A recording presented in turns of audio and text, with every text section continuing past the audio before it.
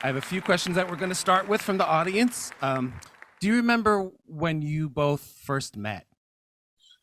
Uh, I certainly do, because I was petrified. And so was I. Yeah, so was I. Yeah, you describe it first, Brad. Well, it was the read-through for The Crow Trap. That was the book that Anne introduced the character, although that wasn't the first episode we recorded. And as you probably hear when you listen to the episode, the accent is rather tricky. Well, it's not only Americans who find it tricky, Brits do as well. And I particularly found it tricky. But I worked very hard on it, and I turned up for the read-through, and who would be sitting along the side of the room was Ann Cleeves. Oh my Lord. I thought they'd be ringing central casting any minute and replacing me.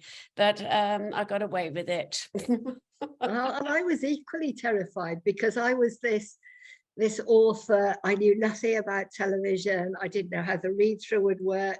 I felt total imposter in this group. You know, there was Brenda, who'd not long before been a double Oscar nominee, and me sitting in a corner looking in. So yeah, but afterwards Bren came out and said hello, and we've been getting on ever since, I think. Yeah. You hit it off right away, it sounds like. Yeah. And you've been writing Vera for some time, and Brenda, you've been playing Vera for many years. Do you think her character has changed over time, either in both print or on screen? I feel that the audience's attitude to her has changed a bit. I think when it first went out, I'm not sure people liked it very much, because she was rather abrasive. But because Joe Ashworth, who's still alive and well in the books, by the way, her sidekick, they loved him, the audiences loved him. And because he liked her, and her team liked and respected her, I think people warmed to her. It's in life, really. You might meet somebody you don't like very much. You get to know them a bit more, and you think, hey, hold on, no, they're all right. They're okay. The opposite can happen, of course. You think somebody's wonderful, you get to know them, and then find out they're horrible people. But I think people really warmed to Vera. And obviously, the more I do, the more I get to know about her from Anne's books. Yes, of course, you learn things as you go along. Yeah. Yeah, and I think in the books she's maybe mellowed a bit, and that's partly down to the way that Brenda plays her. I think I'm so fortunate, because the Vera of the books and the Vera of the screen are so similar. And there are very, very few writers of books of prose that have their works adapted so faithfully. So I think I've just been really, really fortunate. And I certainly, when I'm writing dialogue now, I hear Brenda's voice in my head. And I think, I hope the script writers keep that in, because Bren's going to love saying that. If it's a bit of a put down and she's being rude to somebody. I do love those bits. It's interesting to me. So her character in the book has softened over time, because Brenda has softened her character on screen over time, and that's affected the way that you write, Anne? Yeah, I think so. I think Brenda has brought a real humanity to her, and I've got to know her better through watching the performance. So I think it's been it's been a really nice symbiotic relationship, really, that we're both developing the character in different ways, but in a way that matches very well, so that readers and viewers think that they're meeting the same character. That's very flattering to hear you say that, Anne. Thank you. No, it's true. I think it's a great working relationship, a great creative relationship, I think. And I bet I'm like a policeman on set, actually. If new directors come in, or new writers want something that I think is not in Anne's original vision, I'm on the phone to her, or I get them to change it to make sure it stays organic to Anne's creation. Yeah. Yeah. So that's, I mean, how fortunate am I that it's like having a representative on set, isn't it? It's brilliant. Do they listen to you when you say absolutely not? Vera would never do that. Everyone listens to Brenda. Yes, I say it loudly. Listen, pet.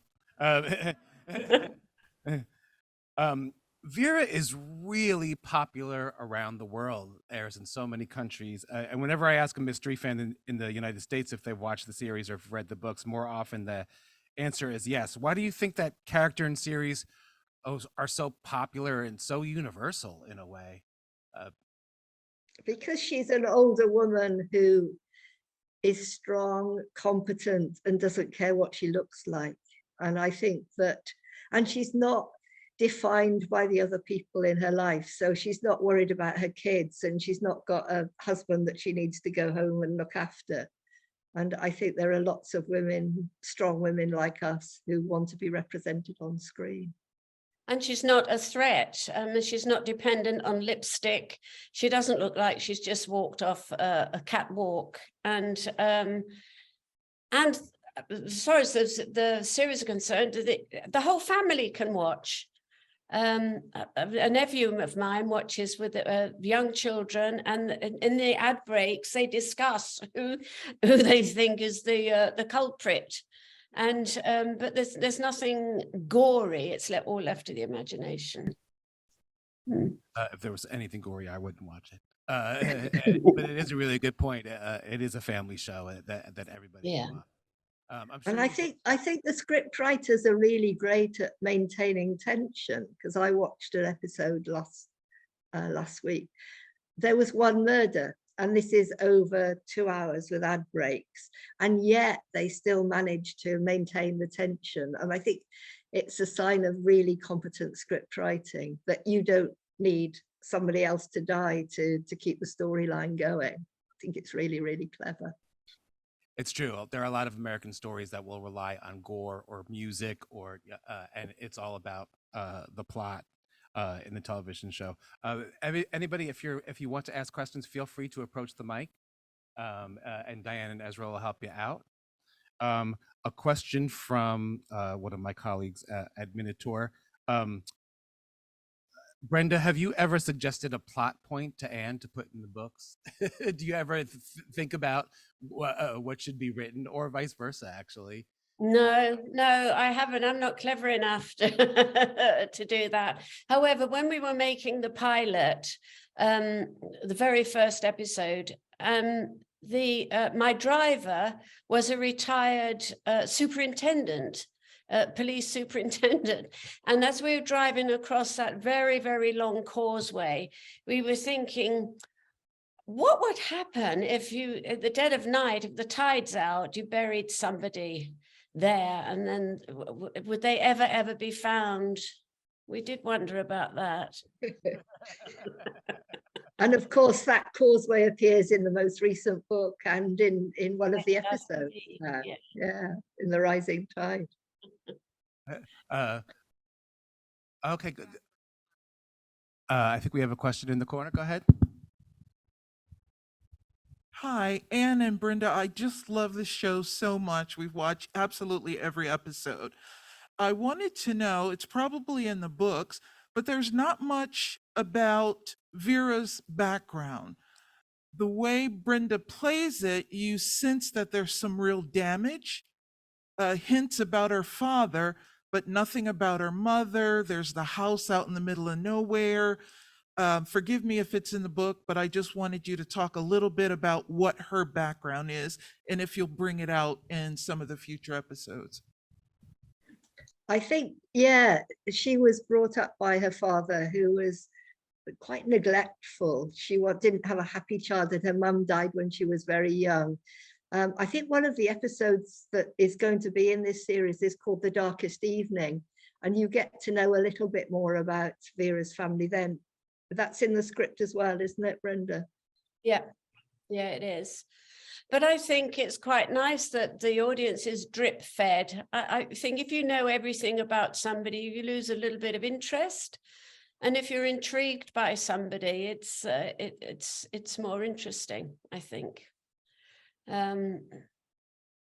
Yeah, although she didn't have a great relationship with her father, and disapproved of him. She's kind of protective towards him. She can think that, but nobody else can. But I think it's pretty normal anyway. Yeah. There are complimentary copies of the paperback of The Darkest Evening in the gift bag, so you can read about Hector, her father, which I'm pretty obsessed with, and I want to learn about more about him as well. Go ahead. Hear me? Oh, she can hear me. Hi. We love you in the United States. I think collectively we can all say that the U.S. just loves you. And you're considered the other woman, Vera, in my life. So my question is that in playing Vera for 12 years now, or 12 seasons, how much of Vera is in Brenda and how much of Brenda is in Vera? Well, she's 5'2". Brown eyes. I am a problem solver. I love when we were children, we were quite poor. We didn't have a television or anything. And my father would set us brain teasers to work out. We did puzzles. I'm a member of the Times Crossword Club here. I love cryptic puzzles. And I can sit and ponder them all day long. Even if I don't get any of them, the clues, I enjoy the process of trying to work it out. So from that point of view, I'm kind of a bit like her, trying to find out what's going on. Or if you wanted to get a wardrobe through a keyhole, I will find a way of doing it. Her humor, I do have a sense of humor. That's one thing my parents left us. They didn't leave us anything material, but they did leave all of us children a great sense of humor, and to be able to laugh at yourself is a great thing. Yeah.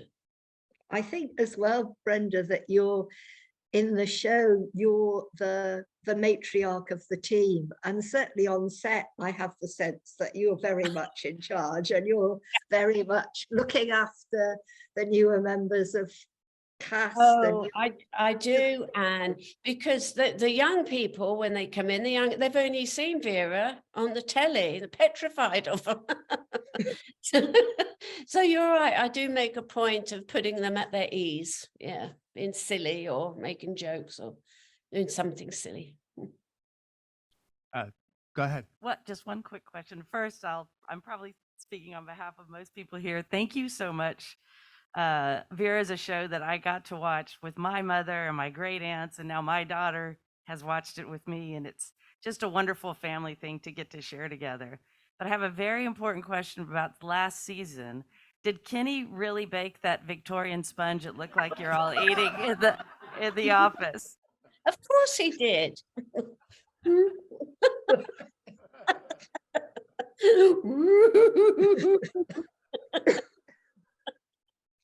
He's great fun. He'll often burst into song on set. He sounds like Meatloaf. Wow. On the last week of filming, we were raising money for Macmillan Cancer research, and we took cakes into work, and I won for my lemon drizzle cake.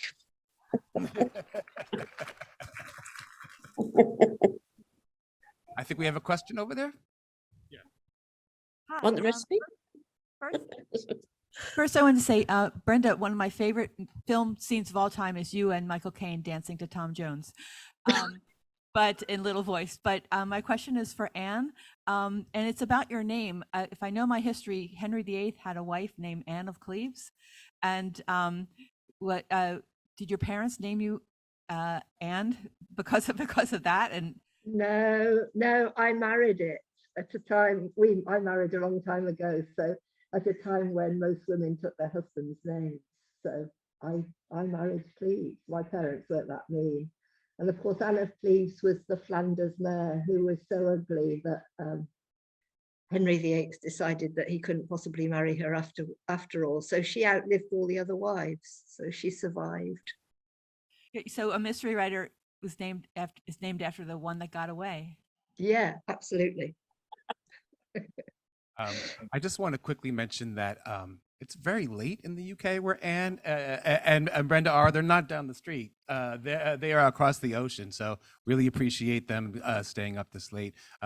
Anne is in a bookshop called Bound in Whitley Bay, a beautiful shop. And Brenda's Yeah. in London. Do we have any other Actually, I'm on the southeast coast. Oh, okay. Yeah. Apologize. She's on the we'll coast too, so we're both looking out at the sea. But Yeah. I'm up at the northeast and Brenda's down at the southeast. But Whitley Bay is a place that if ever you come, you'll recognize lots of locations from the Vera series, because most series, at least 1 or 2 scenes are filmed here. So It's a lovely place. It's a great place. Not a different show, but I've had the opportunity to visit Anne in the Shetland Islands as well. And it was one of the best weeks of my life. It was really great. Oh. come to Northumberland, Martin. Come and see us here. I'm trying to retire early so I can go to everywhere. But Newcastle is party town. I'm not too old for that yet.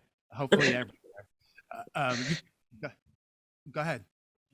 Yeah, thank you. I wonder if either of you would be willing to share with us if there's any particular episode that you like best.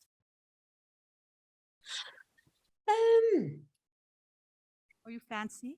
I liked the Seagull, which actually was at Whitley Bay, filmed at Whitley Bay, and which delved a little bit, that episode delved a little bit into Vera's background, bringing the father into play. It was from the book, it's from Anne's book, and those are my favorite episodes, actually, if I'm honest, all of those ones. And it was well directed, and that was one I particularly liked. What about you, Anne? Yeah, the Seagull was fun because in the book it features a very glitzy Art Deco nightclub. And when they came to film in Whitley Bay, they turned the public lavatories into the Seagull, into the nightclub. So we all found that very, very entertaining. I just wanted to let you know that I have been to Whitley Bay, and we can name that Whitley. Good. I'm sure you've both been asked this question before, and you mentioned that Vera is a rare character on television. There are not that many older women characters as developed and round as she. Who was the inspiration for Vera? An original inspiration, and maybe people that you have met along the way that remind you of Vera as well. I can say this because I don't think there are many Brits watching, but Vera in the book looked like my daughter's French teacher, who was quite large and very brusque, but incredibly compassionate when you got underneath that abrasive exterior. But I couldn't say that here because I bump into her sometimes in the supermarket.